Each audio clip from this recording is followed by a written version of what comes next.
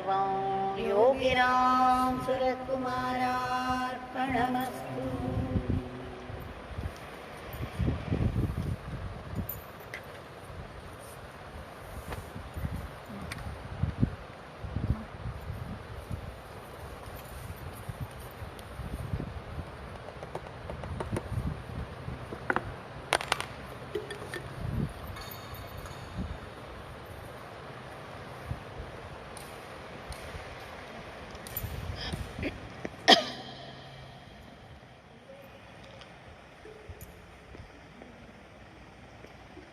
We shall start the sharing of our experiences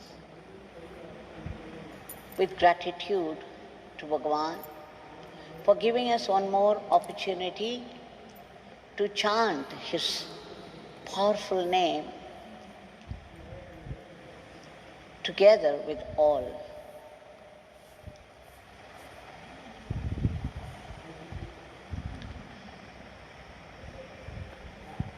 We could have been distracted from this in any way,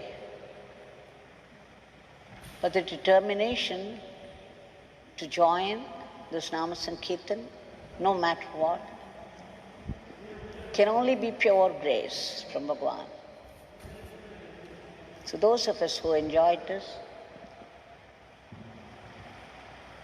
be grateful to Bhagwan for the specific grace. Once again, we shall share an experience of a devotee, how Bhagwan came to their rescue, the most difficult time of their life.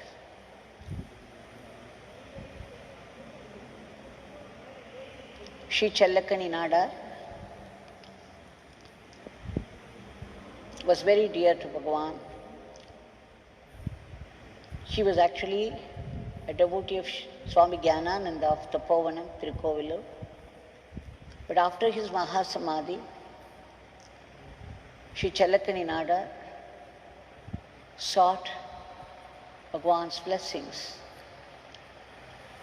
and began to come to him regularly, earned his love by his devotion.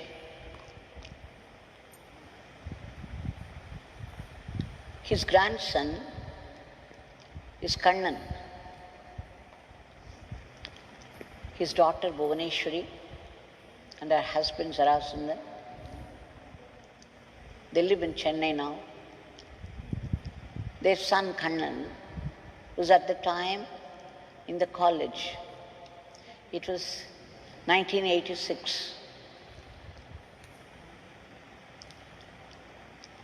December 4th, when Kannan had gone on an excursion to Goa with his fellow students,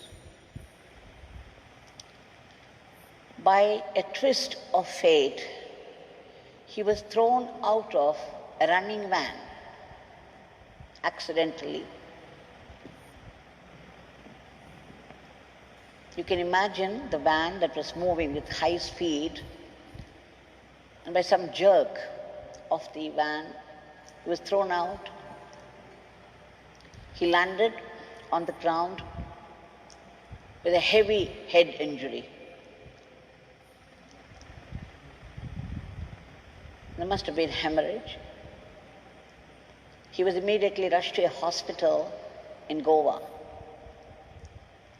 His uncle, Srimati Bhuvaneshwari's brother, Shri Jayaraj, was at the time in Kanyakumari. As soon as the news reached him, he was very upset. Immediately he gave a telegram to Bhagwan about this. Kannan, having met with an accident, admitted in the hospital. Of course, Kannan, because that was being head injury, he went into coma. The doctors said they could give any hope at all only after 48 hours. He was in grave danger.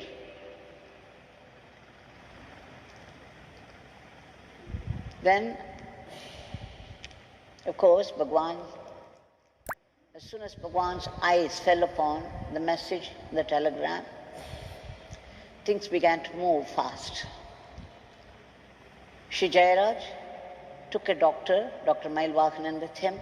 He rushed to Goa and shifted Shri Kannan immediately from Goa to Bombay, Justlook Hospital.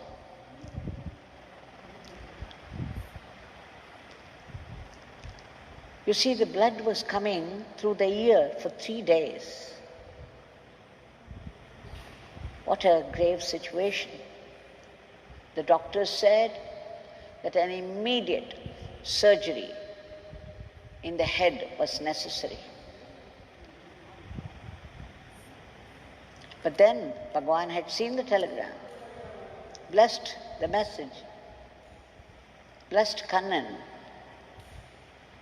So after a day or two, it stopped.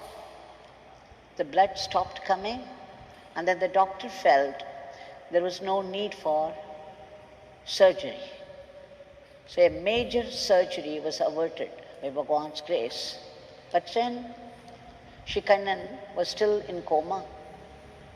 Consciousness did not return to him. It was a very grave situation. That he escaped a head surgery in itself was a great, great blessing from Bhagwan. In the meantime, Bhuvaneshwari's another sister's husband, Sri Chenbagraj, also joined them. He was a great moral support to Bhuvaneshwari and her husband. So the two brothers, Jayaraj and the brother-in-law, Shanbagraj, were with them.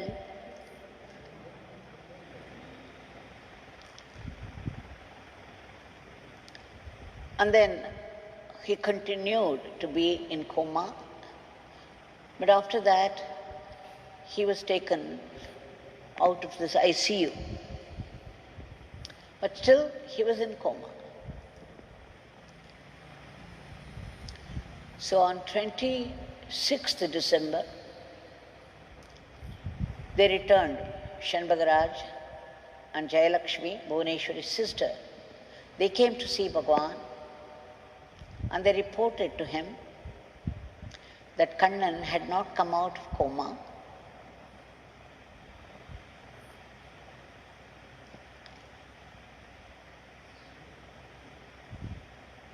And they were saying that the parents of Kannan were in great agony, the physical and mental agony. Bhagwan said to them, Shri Chalakani Nandar was very dear to him. He was very devoted to Bhagwan. And because Kannan was dear to Chalakani Nandar, that he prayed to his father, and father would save him. He gave his word. And then he asked Jayalakshmi to give a report every 3 days after ringing up to Bhuvaneshwari in Bombay that Kannan's condition must be updated to him. And suddenly overcome by the grief of all that was happening, Jayalakshmi cried out and said, Swami, Kannan's parents are in great agony. How can we help them? Is there a way we can help them? Swami suddenly got up. He went inside and came back only after 15 minutes.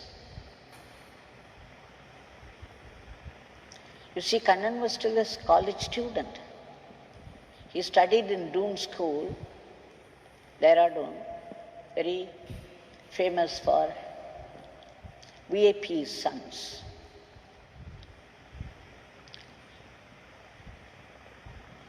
And then he had joined college and this has happened. Their only son. They have a daughter, of course. So when Jayalakshmi put this question, Bhagwan said, my father has saved him. My father has saved Kannan. In 15 days, his consciousness would return to him. Nothing to worry. You please tell them that he will get back his consciousness. So this was a great news for them. They felt relieved by the assurance of Bhagwan. It did not take even 10 days, 15 days, as Bhagwan said. It was 26th December they met him and got the assurance from Bhagwan. On the 1st January 1987, in a week's time, Kannan groaned. There was a groaning sound from him.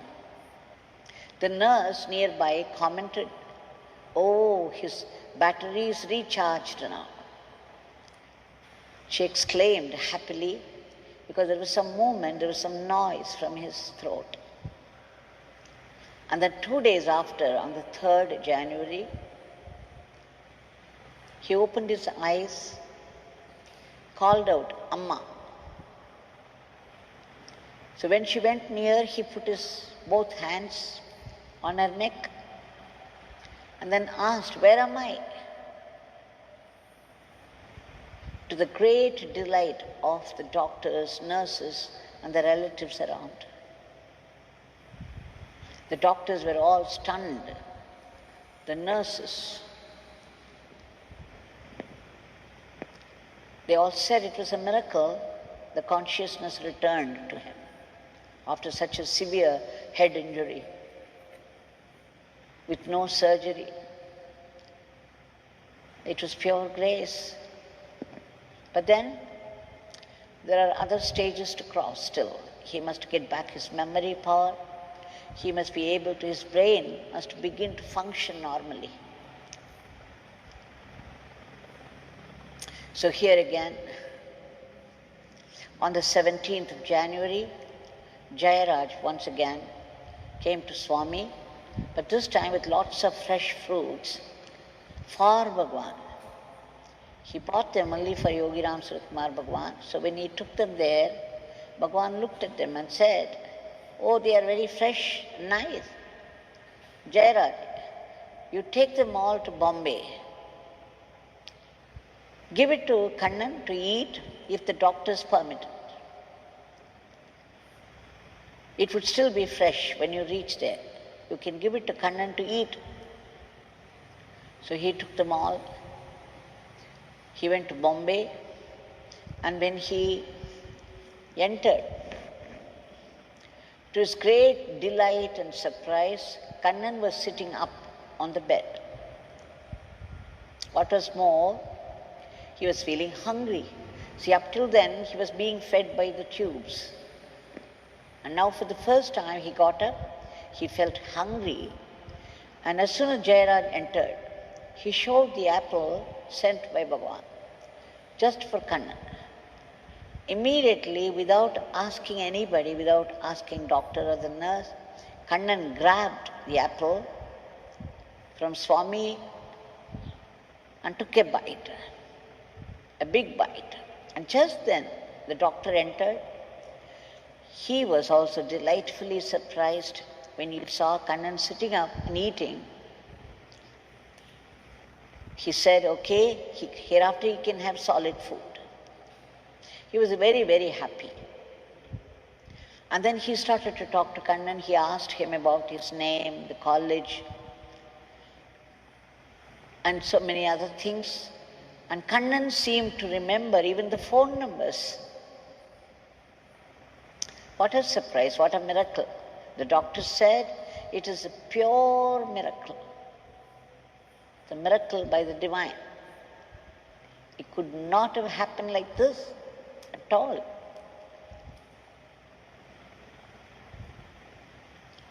So soon Kannan picked up health. At the end of the month, he was discharged. In fact, Bhagwan said to Jayaraj, when you reach Bombay, when you go to Kannan, Kannan will be all right and he will come back home soon. And true to his word again, Kannan was discharged at the end of the month. And then they took him in April on the Tamil New Year day. They took him to see Bhagwan. Bhagwan, of course, welcomed him. He was also happy that Kannan had recovered. He made Kannan walk up and down several times and then made him sit by his side. He took Kannan's head between his hands and was working on him. He asked him to say the Doom School prayer and sing some Tapovan bhajans, which he did to the delight of everybody. And again, they went back to Swami on his birthday, Kannan's birthday, and Swami pronounced, declared,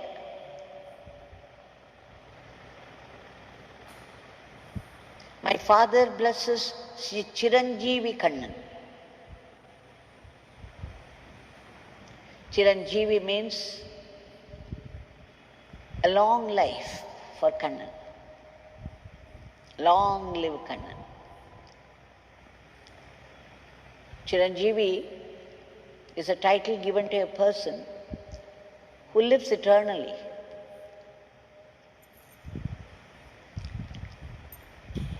And then Bhagwan said to them, you people go. He's recovered 99% now.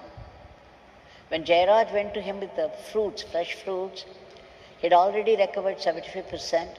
But after that, there was a fast improvement. And now, he's recovered 99%, but then there is still a little more. You people go to Anandashram. And there, he would be all right 100%. This is what Bhagwan said to them, and then they rushed to Anandashram. And as soon as Kannan walked in, people would remember the mango trees there in front of the shrine. And when Kannan was walking, a fresh fruit fell down right at his feet. Immediately bent down and picked it up, and some devotee of Papa Ramdas remarked, oh, this is Papa's gift to you. Indeed, Kannan became 100% all right by the grace of Bhagwan. And then Bhagwan asked him to do BA literature. He did that, and then 1 year diploma course in business management. He got married. Things became completely normal for him in every aspect of life. Now, there was one thing that Bhagwan told him which we should also listen to. He told Kannan, as soon as the accident took place, the head injury and all, it is your uncle Jayaraj who reported it to this beggar. You should always be grateful to him. You should never forget the help that he did to you by sending the telegram to this beggar. We should always be grateful to him. If Kannan should be grateful to Jayaraj, how much more should we all be grateful to Bhagwan for everything that he does, for everything that he did in the past, for everything that he is doing right now. This is an advice for all, though he used this. There is an indirect advice to all of us. This gratitude, the attitude of gratitude, to the divine, to one's Guru. is the path for salvation, path for higher life.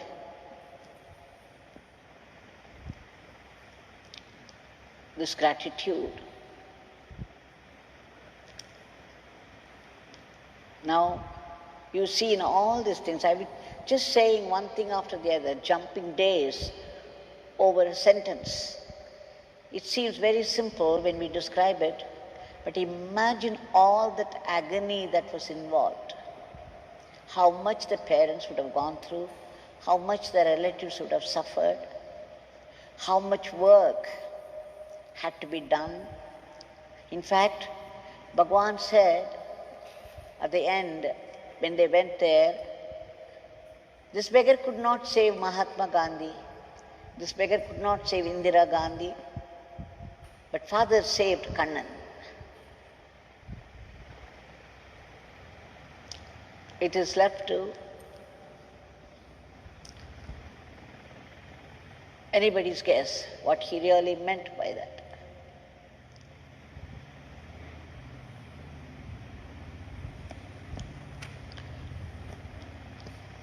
So you see, we do not know how we deserve a miracle. Somewhere the grace does the work, but then even to receive the grace, even to invoke grace, we need grace. And to be able to receive the grace, we need grace again.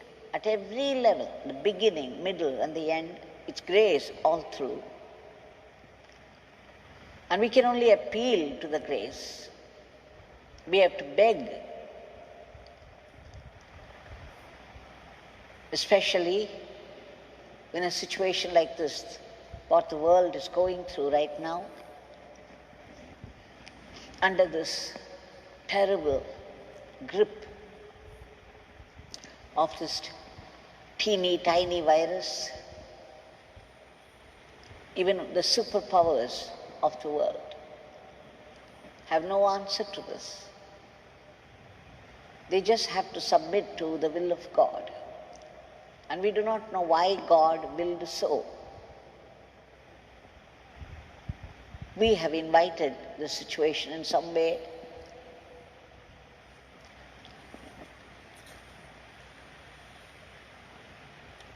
So now we have to appeal to Bhagwan. This Bhagwan is here right in front of us with his raised hand in benediction.